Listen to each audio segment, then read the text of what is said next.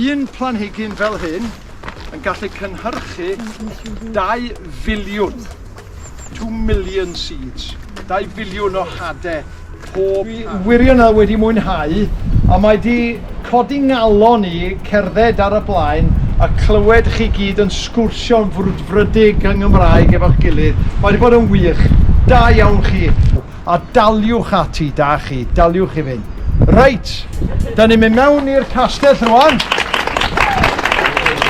Diolch yn fawr iawn i chi. Hyfryd iawn, profiad anhygoel. Fi'n just hoffi dweud faint rwy'n wedi mwynhau y diwrnod, mae'n just braf iawn i clywed y iaith, siarad â bawb, a'r ferchog, diolch yn fawr am trefnu. Diolch yn fawr Mentrau Iaith.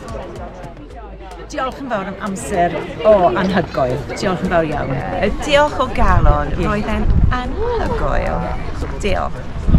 Dwi'n efo fod am dro efo dysgwyr o amgylch Parc Margam, 40 o bobl i gyd, a oedd yn codi ngalon i gerdded, sgwrsio a clywed nhw yn sgwrsio efo'i gilydd a dim ond yn defnyddio Cymraeg.